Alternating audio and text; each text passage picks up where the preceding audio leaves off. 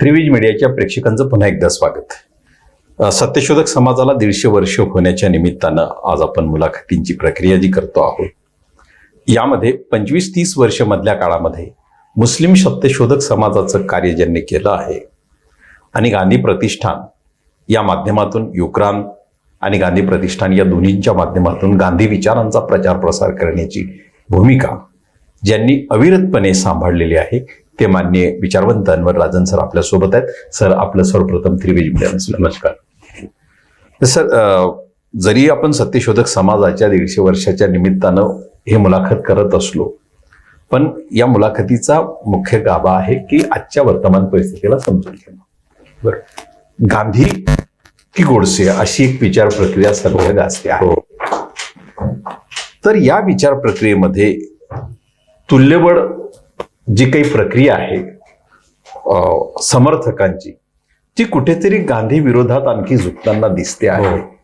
तर या प्रक्रियेच्या संदर्भात आपल्याला नेमकी काय चिंता वाटली? सुरुवातीला तर मला ते महात्मा फुलेंच्या सत्यशोधक समाजाविषयी काहीतरी सांगावंसं वाटतं की 150 वर्षापूर्वी त्यांनी या विचार मांडला, त्या विचारावर आधारित कामं उभी केली आणि समाज एक संस्था एका अर्थाने, जरी समाज शब्द वापरला असला तरी तो उभा केला.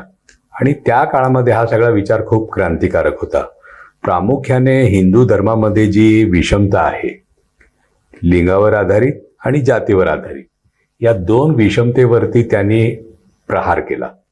केवळ प्रहार केला नाही तर त्याची जी मांडणी आहे पुस्तकामध्ये, ती लोकांच्या समोर उघड केली आणि ते किती चुकीचं आहे, किती अवैज्ञानिक आहे हे लोकांच्या समोर मांडलं. सत्यशोधक समाजाच्या जाहीरनाम्यामध्ये ज्या गोष्टी सांगितलेल्या आहेत त्याच्यातल्या बहुतांशी गोष्टी नंतरच्या काळामध्ये ज्या आंतरराष्ट्रीय मानवी हक्क ची सनद बाहेर पडली त्याच्याही त्याच्यातला बराच भाग दिसतो, किंवा भारताचं संविधान त्याच्याही काही भाग दिसतो. म्हणजे एक दूरदृष्टी असलेला महात्मा फुले फार मोठा नेता होता, दृष्टा होता. तो काळ आहे की त्या काळामध्ये केवळ महात्मा फुले नाही तर त्या प्रकारचे अनेक सुधारक निर्माण झाले. ब्रिटिशांच्या येण्याचे अनेक दुष्परिणाम आहेत, त्याच्या विरोधात फार मोठा स्वातंत्र्य लढा झाला, तो आपल्या जागेवरती गरजेचाही होता.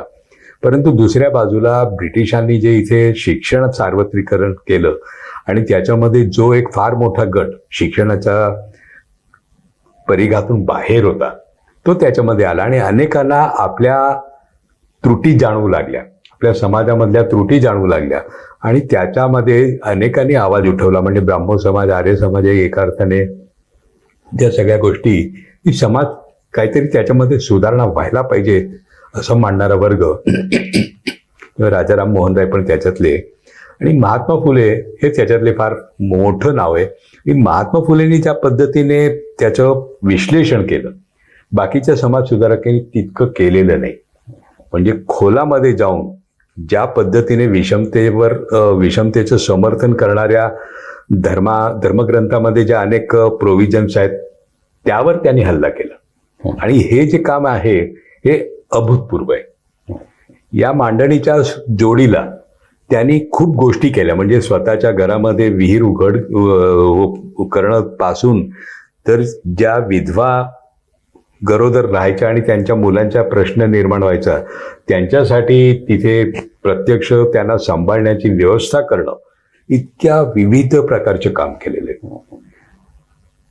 मुलींची शाळा आणि शूद्रांच्यासाठी शाळा, म्हणजे या दोन्ही गटांना ज्या शिक्षण अधिकार आपल्या परंपरेमध्ये नाकारला गेलेला आहे आणि या मुलींना आणि शूद्र, अतिशूद्र या सगळ्यांना शिक्षणाच्या परिघामध्ये आणण्याचे सरकारचे प्रयत्न होतेच आणि त्याच्यामध्ये खाजगी संस्थेमार्फत प्रयत्न करणं हे महात्मा फुलेंचं फार मोठं काम होतं. आजच्या परिस्थितीमध्ये या सगळ्या गोष्टीचा विचार करताना आपण त्याच्याकडे कसं बघणार?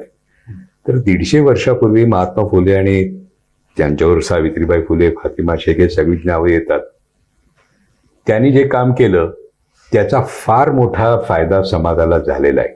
किंबहुना समाजात या स्तरावर आपण आणलेला आहे की ज्याच्यामध्ये स्त्रिया शिक्षणाच्या क्षेत्रामध्ये फार मोठ्या प्रमाणामध्ये पुढे आल्या आहेत.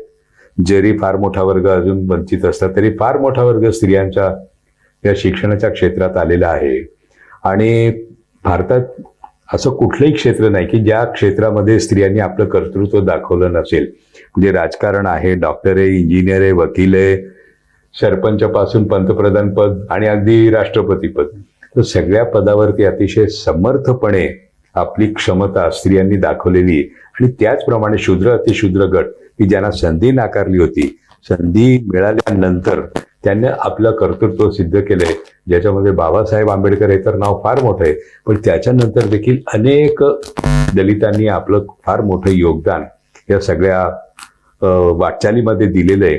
आणि 150 वर्षापूर्वी जी परिस्थिती होती किंवा आपला देश स्वतंत्र झाला त्यावेळी जी परिस्थिती होती, त्या मानाने आपण खूप पुढे आलेलो आहोत, हे पहिल्यांदा आपण मान्य करूयात. त्रुटी अजूनही आहेत. म्हणजे आता समाजामध्ये जे सगळं चाललंय ते फार आनंदाने खूप छान चाललेलं आहे.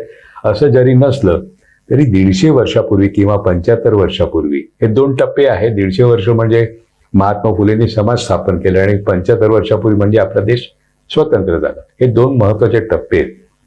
तर त्या सगळ्या काळाच्या मानाने आज आपण बऱ्यापैकी पुढे येऊ शकलेलो आहोत.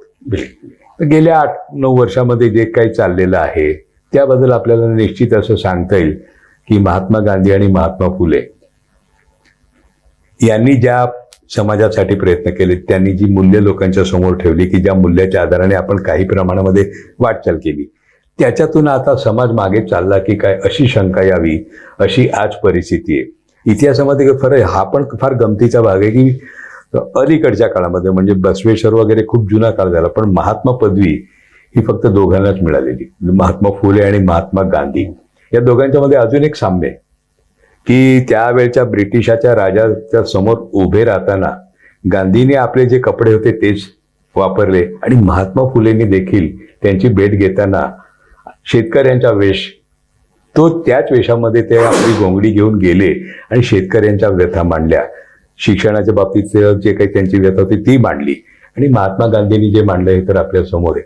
तर या दोन्ही महात्म्यांनी जे फार मोठं योगदान दिलं आणि समाज इथपर्यंत आणला, त्यांनी जी मूल्य आपल्या समोर मांडली, त्या मूल्यांच्या बाबतीत आजची परिस्थिती चिंताजनक आहे हेही आपल्याला मान्य करावं लागतं. आणि म्हणून या दोन्ही महात्मांनी दिलेला संदेश याच्यामध्ये वरवर आपल्याला खूप फरक दिसतो की महात्मा फुलेंची एक अतिशय आक्रमक शैली आणि तिखट प्रहार, तर महात्मा गांधींचं अतिशय सर्वसमावेशक आध्यात्मिक थोडीशी भाषा वापरणं, नैतिक स्वतःचं जगणं, एक फार मोठा विरोधाभास दिसतो. पण तसं नाहीये. दोघांच्या मूल्य व्यवस्थेमध्ये जर बघितलं, ज्या मूल्यासाठी दोघांनी काम केलं त्याच्यामध्ये खूप साम्य आहे. समतेच्या दिशेने दोघांचा प्रवास.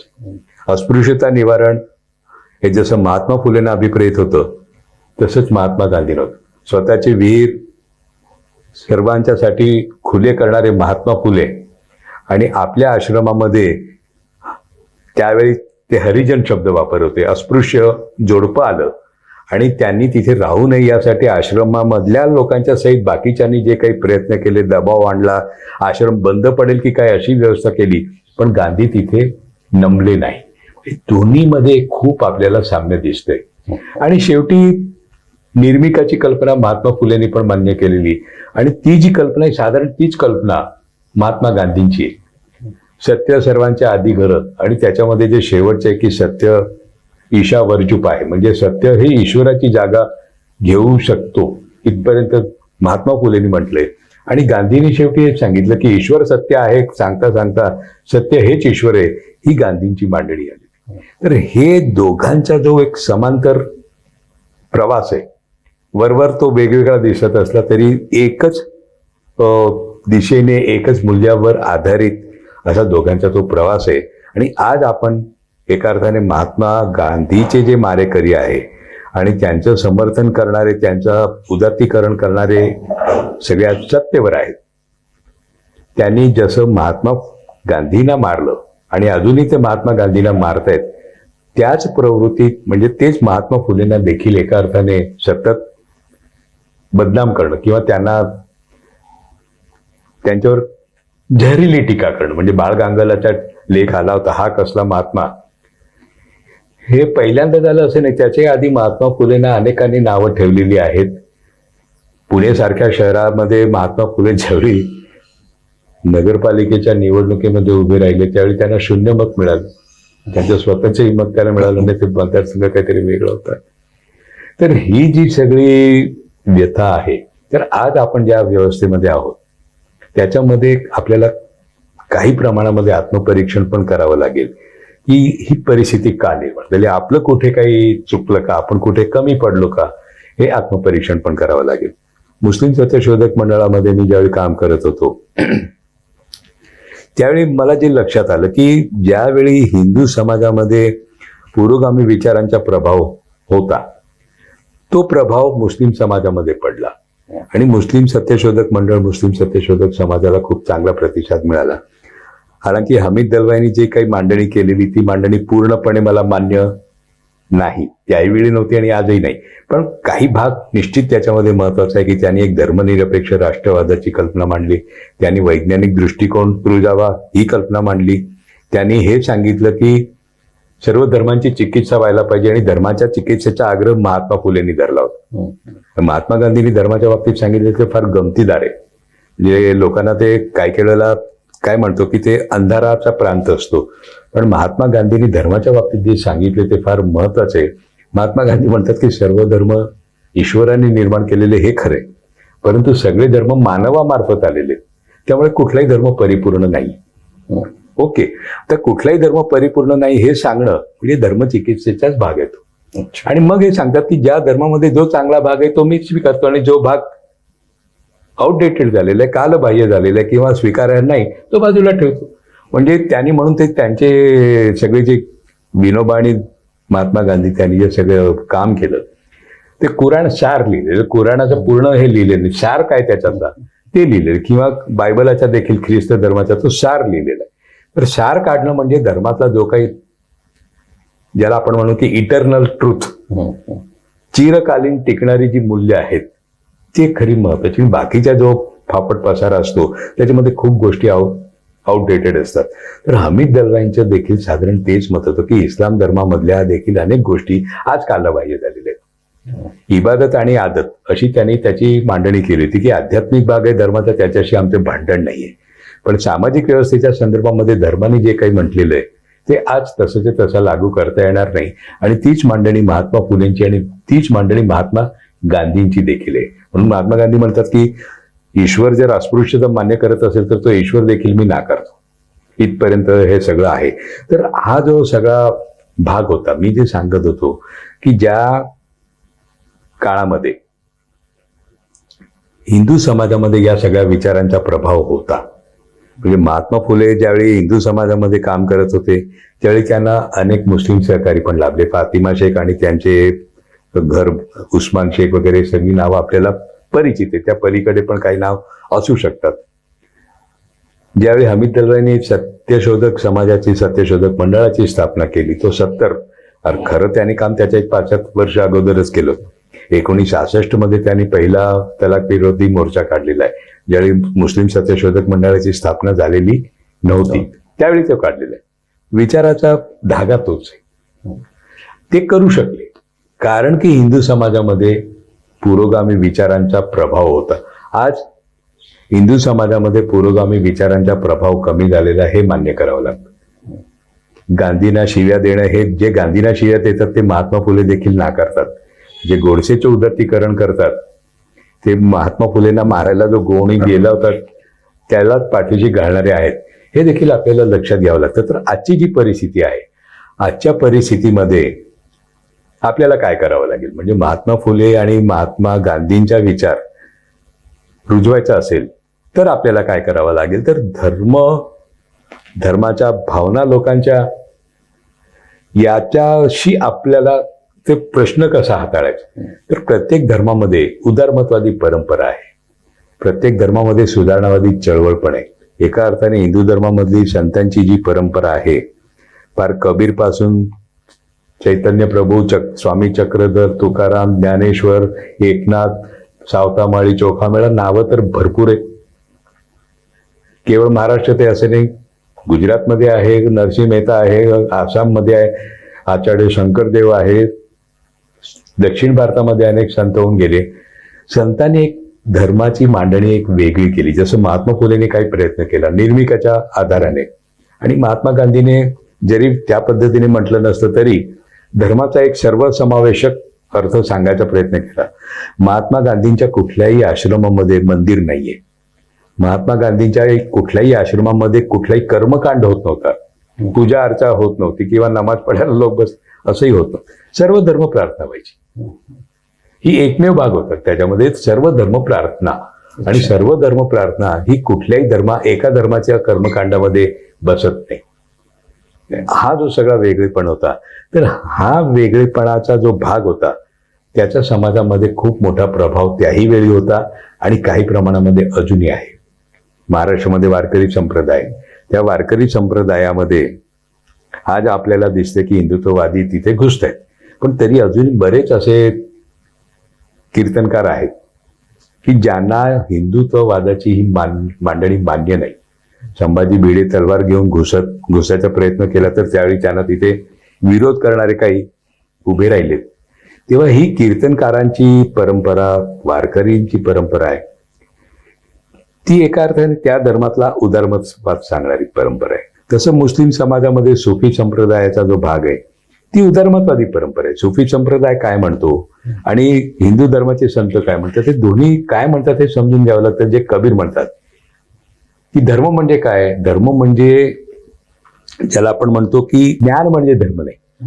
मला गीता पाठ आहे, मी वेद पठण केलंय, मी कुराण 10 वेळा वाचलंय, मी बायबल वाचले, मशिदीमध्ये जाऊन नमाज पडतो, चर्चमध्ये जाऊन प्रे करतो किंवा हे करतो, तो धर्म नाही.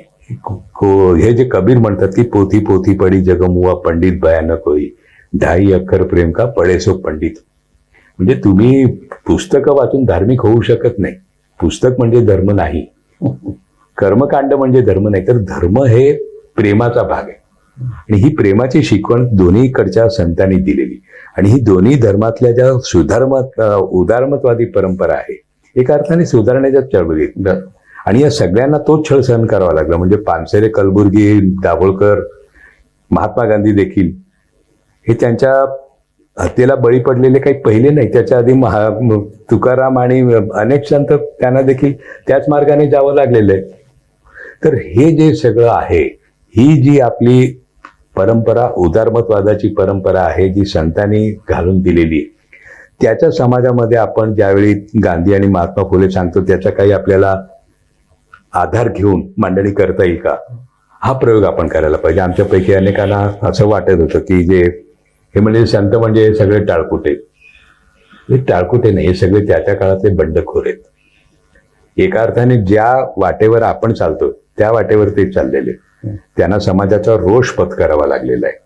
तर या सगळ्या गोष्टी लोकांच्या समोर मांडणं, इतिहास विकृत करून सांगितला जातोय, तो खरा इतिहास लोकांच्या समोर सांगणं, या सगळ्या जबाबदाऱ्या मला वाटतं आपल्या आहेत. म्हणजे जे सत्यशोधक समाजाची परंपरा सांगतो त्यांच्या आहेत, मुस्लिम सत्यशोधक समाजाची परंपरा सांगत असेल त्यांच्याही आहे. मी स्वतः आता मुस्लिम सत्यशोधक मंडळामध्ये किंवा समाजामध्ये नाही, गेली जवळपास 15-20 वर्ष मी त्या संस्थेमध्ये नाही, चळवळीमध्ये आहे. मुस्लिम समाजामध्ये देखील एक उदारमतवादी परंपरा वाढावी, तोही समाज अधिक चांगला पुढे जावा, हे वाटणाऱ्यापैकी. पण आज तर मुस्लिम समाजासमोर प्रश्न म्हणजे तो सुरक्षितेचा आणि अस्तित्वाचा प्रश्न राहिलाय.